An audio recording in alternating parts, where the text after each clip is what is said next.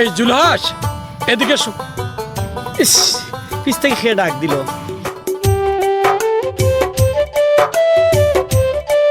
ভাই আমার কিতা লাগি রাখুন। এলাকায় কি সব হচ্ছে কোনো খবর রাখো? দুলাভ ভাই আমার সময় নাই এই খবর রাখার। কেন, তুমি এলাকার সচেতন মানুষ না? জুনেদের বড় ভাই না? জুনিয়রদের বড় ভাই হইতে পারে, কিন্তু এগুলা আমার এখন রাখার সময় নেই, বুঝছেন? তার মানে তার মানে আমি আপনারা বুঝাইতে পারতাম না, বুঝছেন? আমি যেরাম খাইয়া কোনো কাম নাই, তার কথা শুনিয়া আমি ওটা ফাইনতে গিয়ে মাথাইতাম। বর্তমান ফাইনতে ওটা কথা শুনেনি এখন।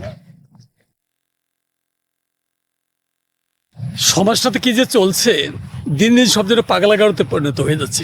যত সব স্ক্রু ঢিলার দল।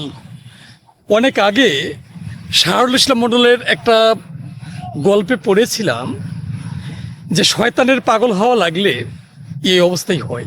তবে কি আমাদের বাংলাদেশে শয়তানের পাগল হওয়া লাগতে শুরু করেছে? হবে হয়তো।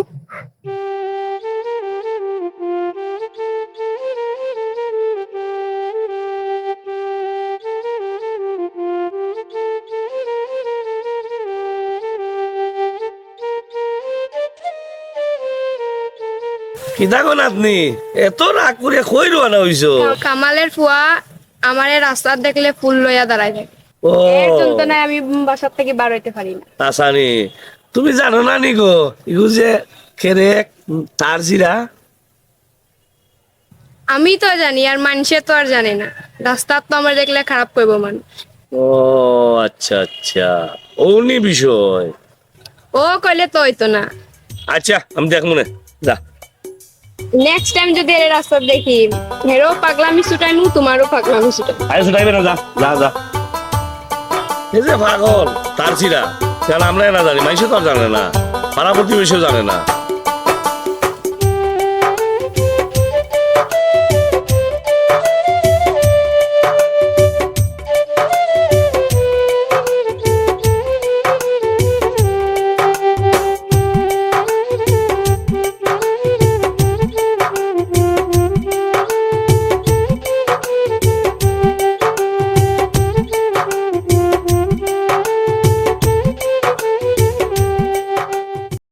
জুলাস কিছু শুনছো নিবা?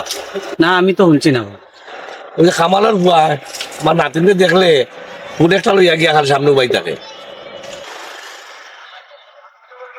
আমি বুঝছি ভাই, এলাকার বড় ভাই হয়েছে দিকে সবটা আমার দেখা লাগে, অতটা তো আমার দেখার বিষয় না। না বা তোমার খালি জানাই রাখলাম বা। আচ্ছা ঠিক আছে, দেখুন।